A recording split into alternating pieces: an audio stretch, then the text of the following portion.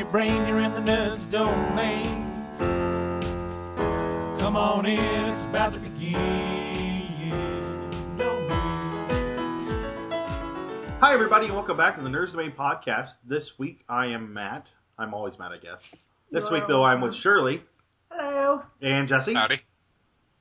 And you are listening to one of our Criterion Collection episodes.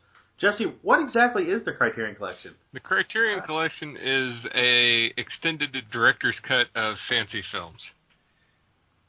That's one way to They're say not it. all fancy films. The Criterion Collection is a collection of films chosen by filmmakers, and each film is shown in the director's original vision. So usually they're considered what would be considered director's cuts, but sometimes these cuts differ from the actual director's cut. Oh, yeah. Sometimes they're shorter, even. Yeah. So this week we're talking about 12 Angry Men, the original, the 1957 original, with Peter Fonda and the voice of Piglet and other people that I don't really know. Jack Klugman. And Ed Begley Jr.'s dad, Ed Begley. So one of them is the voice of Piglet? Because a lot of them sounded familiar. the little squirrely guy that was the banker. Yeah. Juror either one or two. Juror 2, glasses, balding. Yeah, he's the voice of Piglet and was until his death in 2005. Yep. So, all right. So 12 Angry Men. Jesse, why don't you give us a quick rundown of this because you loved this movie, right? I really didn't enjoy it, but it's been a while since I've watched it, and I'm not sure. Did or did not? Huh? You did or did not? Did or did not what? Enjoy. Oh, I loved it. It is a great film. I also liked Jury Duty, which is basically the same thing with Pauly Shore, but I could see that as a thematic remake. Sure. Shirley, would you mind giving us, since we watched it since Jesse Jesse did, and give us a rundown of the basic plot, a quick overview, not a Star Trek episode. In-depth overview. No, quick overview. I'm like, I don't know if I can do it from beginning to end. Anyway, so a quick overview is, just set the scene, so to speak. No, anyway. So when the movie opens, you open on this courtroom and a judge telling the jurors that they can go out or that they can leave the room, and then as they file out, the camera kind of pulls back and you see the back of the defendant handcuffed and in front of a table. And as the camera pans around, you realize that this defendant is what looks like a child. I don't want to interrupt, but there is a key aspect there. Henry Fonda's character, juror number 10. No, yes. 9 or 10. Nobody has names in this. Right. Everybody's named their juror name. And while everybody else is walking out, he turns and looks at the kid meaningfully. There's a moment there where he already feels bad about this kid. The fact that he is a kid, the fact that he might, and the judge says, if you find him guilty, there will be no mercy. This is death penalty. Right. So, there's this moment of recognition in Peter Fonda. Peter Fonda or Henry Fonda? Henry Fonda. Henry Fonda. There's this moment of recognition in his eyes that he has his kid's life in his hands. And that really is the catalyst for the whole movie, the entirety of the movie. So, after everybody files out, the next scene is in the deciding, I don't even know, juror's room. Mm-hmm. What is it? Juror's room. It kind of fades into the juror's room, and we see the 12 men filing in. They're trying to decide where to sit, and basically what they're going to do is they're going to sit in this room and decide the guilt or innocence of the kid that has been put on trial for the murder of his father. And most of the men that are filing into the room seem antsy. They want to get going. This will be quick and easy. And I guess they don't realize that the movie was an hour and a half long. So at that point in time, Henry Fonda's character is the last person to file into the room, slowly, almost not begrudgingly, but drudging, like he has this weight upon himself that he's carrying into the room. All of the other jurors are kind of walking around and and talking nervously, and then finally, and Henry Fonda's character isn't saying anything, but they finally decide how they're gonna sit by juror number, and then they get into the first vote of deciding this kid's guilt or innocent, and it goes on from there. Yeah. So that's kind of a general overview. And the entire, other than the opening scene and the closing scene, everything is done in that room or the bathroom attached to it. Yes. Every single moment. They set the scene with the heat. It's just hot. They open the windows. The fan won't turn on. Everybody's warm, but everybody's also in a suit because it's, the 50s. That's what you do. So they kind of walk through each step of the murder. Or they take that first vote. Henry Fonda is the only one to say not guilty. They all get kind of angry, and then he starts bringing up objections, the things that are causing questions in his mind.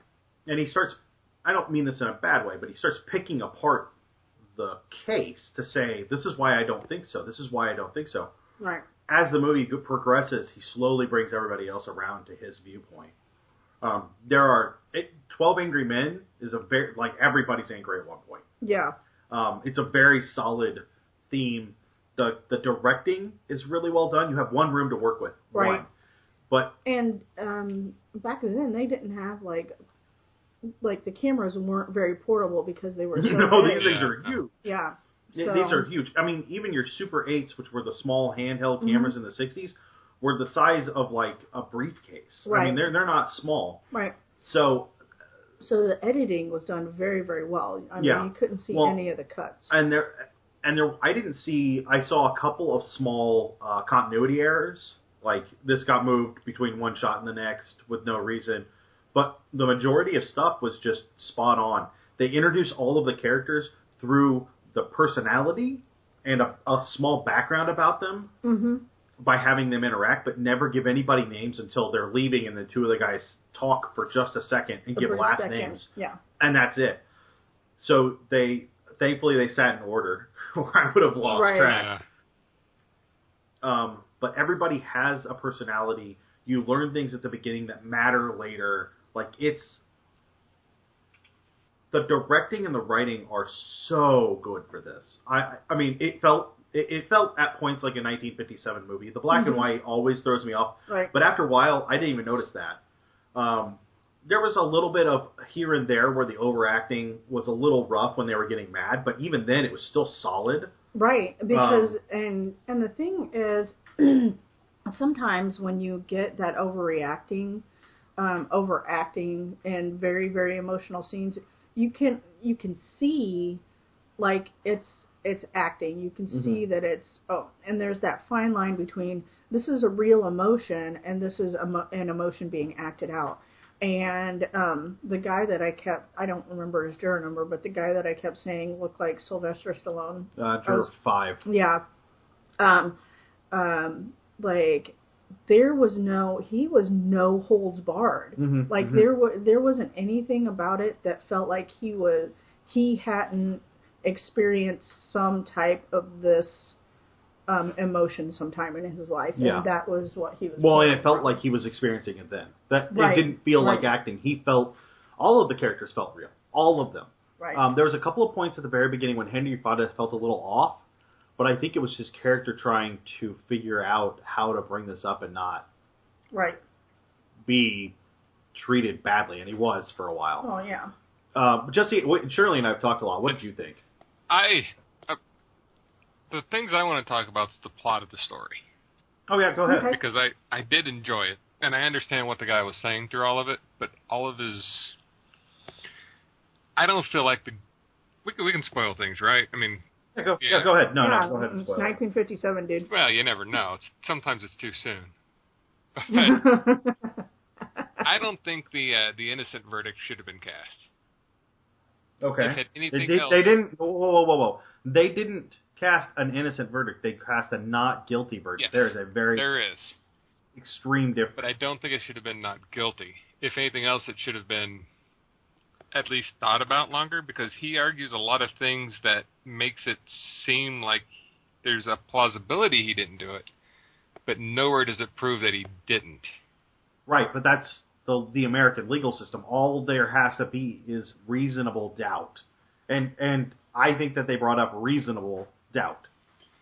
See, I don't know. When I was watching, I tried to pick apart parts of the cases, because first off, I love noir stories, and this is a very noir-y. This is one of the first noir stories I've seen that wasn't directly like a detective story. Yeah, which is a nice touch. But it's like, at one point they explained about the knife, and the fact that the kid was smaller than his father, and the stab wound was stabbed downwards. And for him to have done that, he would have had to have held the knife in a position that made the blade go up. Yeah. Juror 5 states that he grew up around knife fighters, and says when you're a knife fighter, you fight with a switchblade with a point going down. Up. Is it up? Up. Yeah, up instead of down. That's what it is. But there's nowhere does it state that this kid's a knife fighter. No, they say earlier that he got into trouble and that he was in those kinds of situations. They did actually do the legwork of telling us that. But with the switchblade? Because he also stated the switchblade was common and he could have picked it up on the store on the way there. Yeah, I guess they didn't mention that specifically, but yeah. But again, it's reasonable doubt. True. It's reasonable that he grew up in that part of town and knew how to use a switchblade. It's reasonable that all of these other things. So the reasonable is the key word there. And I know you, Jesse, and I know you're looking for an exact yes or no. Yeah. But there isn't one here. It's just that's the way the American legal system. I love that it highlights the legal system in such a positive way. Yeah, I was surprised at that going in, because I had heard about this story before I watched it from another person. I'm taking creative writing classes, and one of the teachers talks about this story a lot because of the use of the single room and things like that. But I did enjoy it, and it's a movie I'll definitely watch again, which ironically doesn't happen a lot with Criterion Collection movies. Yeah. But I would like to know what the difference is between this one and the standard edition. The standard edition, when we were looking, was just over an hour or an hour and 57 minutes. So I don't know what they cut out, because this seemed like it moved straight through, like there was nothing that they needed to cut out, and it also felt like, I don't know, like every step of it was right. Yeah, like we did. Yeah, like I feel like if anything was cut out of the movie, then significant parts of it would be lost. Yeah. Yeah, because I can't picture anything being cut out either. It just doesn't typically happen with the extended cuts. Yeah. Well, unless they cut out, some of the meanderings in the beginning. Yeah. I don't know. And if the standard version is an hour and 57, maybe they cut out some stuff to get down to what the director would have wanted. Maybe the studio made him put more in. It just felt like this movie flew, like, not in a bad way, but it was like, we got an hour in and paused because, bathroom break and whatnot. And I was like, wow, we've already been watching an hour. It doesn't even feel like that. Now the last half hour drags out, but that's because they're slowly, methodically tearing apart the case. Right. I don't know. I get what you're saying, Jesse. In the American legal system, have you served on jury duty? I actually haven't. No. Yeah, they're very specific that if there's a small part of you that says, well, he might not have done that, and there's a reason for that he might not have done that, then you can't convict him. You have to be absolutely positive, beyond a shadow of a doubt, that he definitely did it, or it's not guilty. Right. Well, that makes the movie Jury Duty make a lot more sense.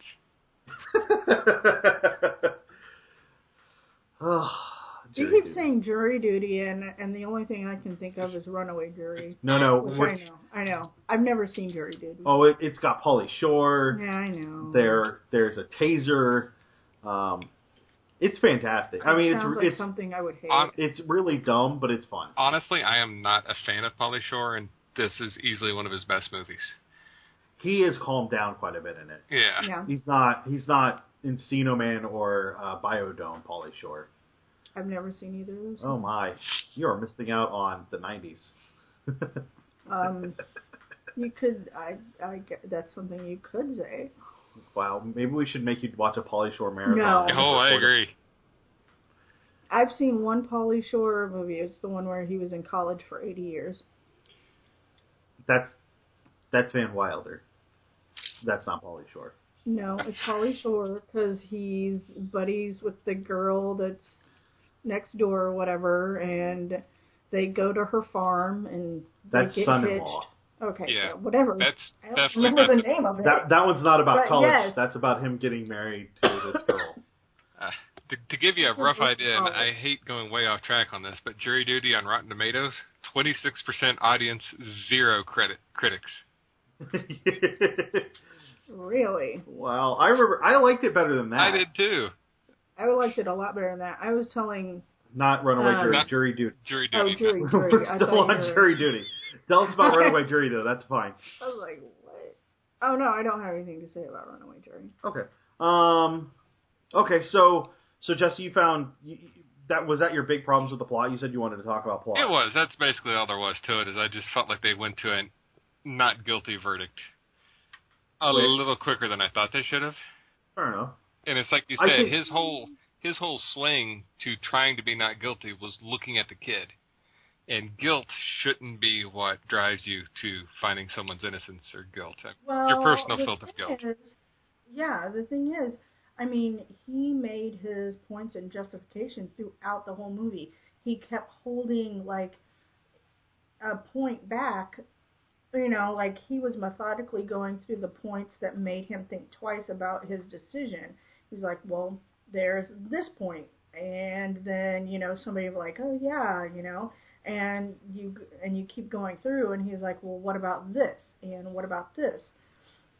And I don't think it was him feeling guilty for, you know, finding the 18-year-old guilty. I think it was he actually knew that the 18-year-old's lawyer did not do crap to defend him. Yeah. Yeah. You know.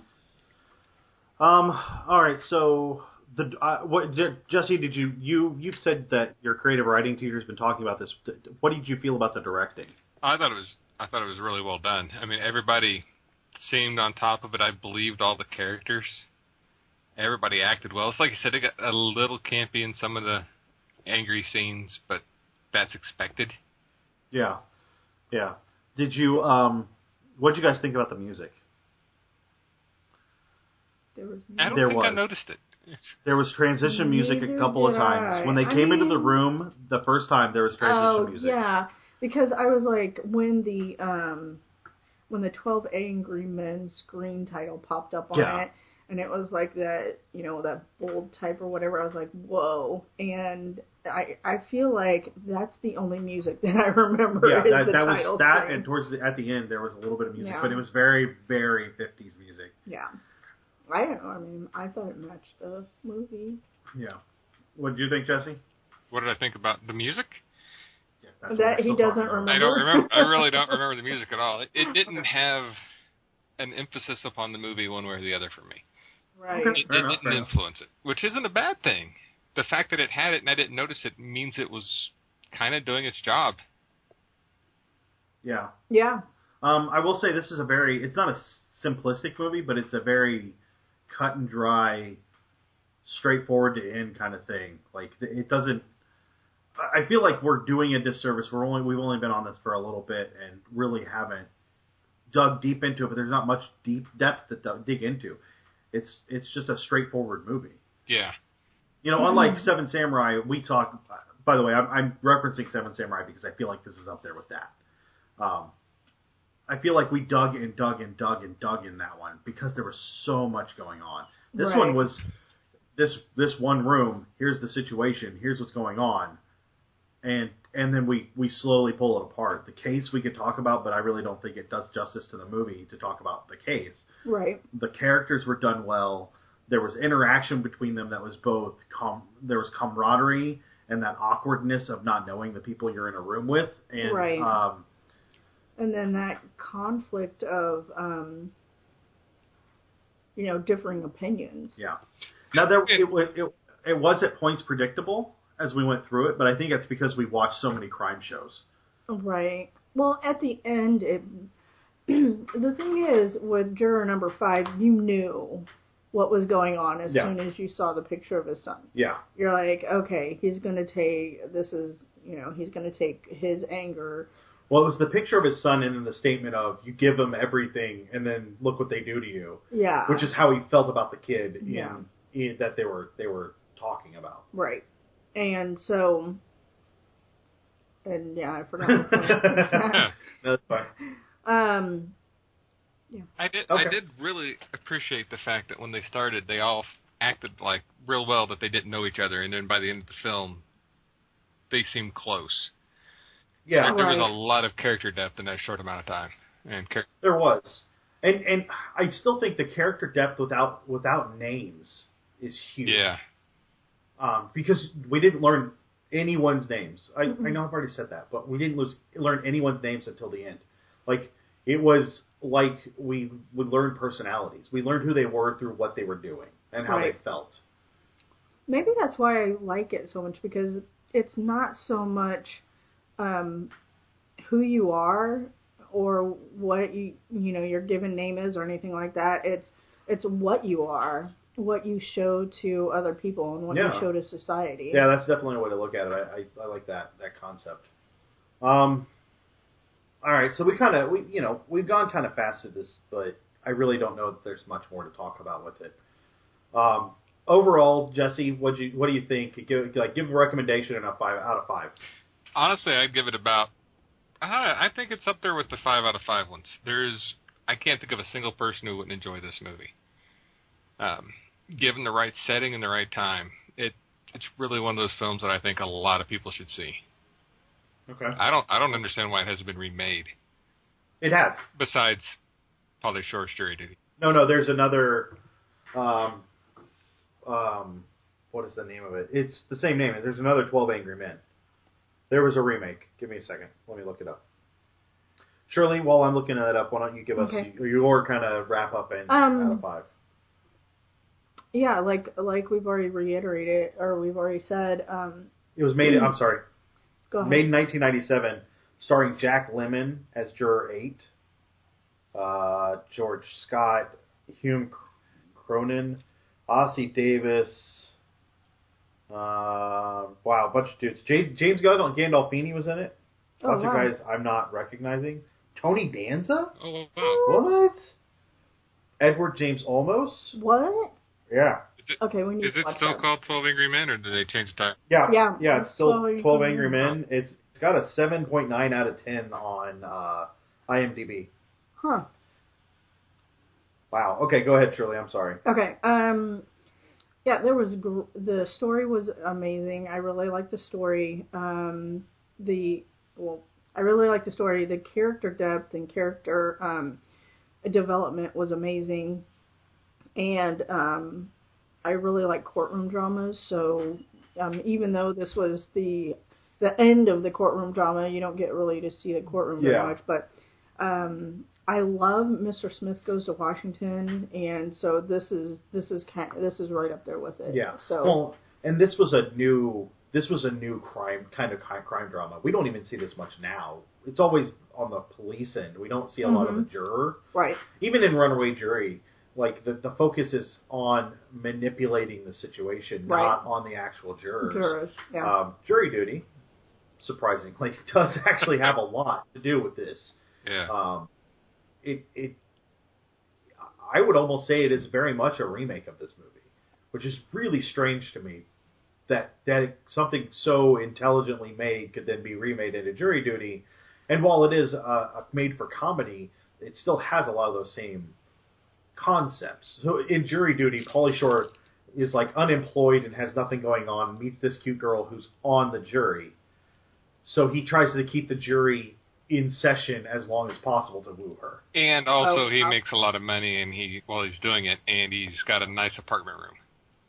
Yeah, he's got a nice hotel room, and then he slowly starts to realize that the guy that was tried is actually innocent, and like pieces it together and shows it. Oh wow! It's actually, yeah, it's a really well thought out movie as well, just played with Pauly Shore, so it's made for laughs. Right. I personally, I think it's right up there with it. It's a 5 out of 5. Did you give your rating? No. No, go ahead. 5 out of 5. I think it's a 5 out of 5. I think this and Seven Samurai are way up there. There are other great movies on the Criterion Collection that we have seen, like Seventh Seal was really good. Yeah. I think this one definitely deserves the praise it gets by being on the Criterion Collection, and it probably deserves more, honestly. What we didn't cover, though, before we end, is why was this one important? What groundbreaking did it do in the film There's industry? no crime drama that was done like this before that. Oh, okay. I mean, that and the seamlessness. That's what I thought it was. The seamlessness of this cut. There's two small continuity issues that I saw. Everything else just one into the other. Mm-hmm. It's just in this one room. It's done very specifically. To me, that's why it's here. Yeah. In the acting and the script writing are phenomenal. There's nothing that's really, even the weird overacting in a couple of spots it happens. It didn't draw me out of the movie. So I will say that on this particular one, normally we would direct you to Hulu to check out the things there. It is not available on Hulu. We had Jesse watched it on Hulu, right? Yeah, I did. Okay. But you watched it I don't know, a month ago? It's been maybe a couple. And since then it has been removed. I'm not sure what's going on. There are still Criterion movies on Hulu, so we'll have to keep an eye out for that. So this one in particular, you would have to go to Amazon and rent it or buy it there. That's how we got it. Uh-huh. And I'm sure you can probably find it somewhere else, but that's how we got it. That's the quickest way. It was like $2.99 for the standard definition. I think it's worth $2.99 to watch it once. Right. Oh, yeah. I'm almost tempted to go back and buy it right now. I think this is the first film we all agreed on a rating together, and especially a 5 out of 5. I think because Seven Samurai was okay for some people. I think one of us gave it a 4.5. Yeah. Or a 4. 3.5 or something. Yeah. And Seventh Seal we all agreed was good, but not as good together. I think they're right. Well, no, I take that back. We all agreed on one movie. Oh, yeah. I know what you're talking about. The movie that shall not be named. Yeah, which was terrible. So, you should definitely check this movie out. I think we're all in agreement there. It is really good. Couple of things on a little update. So last week you got a What You Doing. Next week you're going to get a topic out of us. So we're going to quit doing Criterion movies 2 at a time, or 2 a month. We're going to try and do a topic once a month. That's kind of our new format. Also, it's just going to be Shirley, Jesse, and I for a while. We may occasionally have Scott or one of the other guys on, but Johnny has departed. Guest speaker. But Johnny has departed from the podcast. And there was one other thing that I wanted to mention that I can't think about now. We're going to be looking at immediate movie reviews. We're not sure. There's some really good stuff coming up in the next couple of months. Mockingjay Part 2, Spectre, which we purposely skipped because Shirley and I have not seen Quantum of Solace or Skyfall. Yeah. So we skipped that because we didn't want to go into Spectre without that. But then the next Criterion movie we're going to watch is RoboCop. Once again, not available on Hulu. Also not available digitally whatsoever in the Criterion version. If you want to watch it, go out and look for the 20th edition double disc version. We found ours at Disc Replay for like $4. It's going to have the regular movie and then what they call the director's cut. But that director's cut is the Criterion Collection movie. I went through and checked that to make sure. So I think that'll do us tonight. What do you guys think? Yeah. Yep, sounds good. Check the movie All out. right. Well, then thanks for listening, and we'll talk to you guys real soon.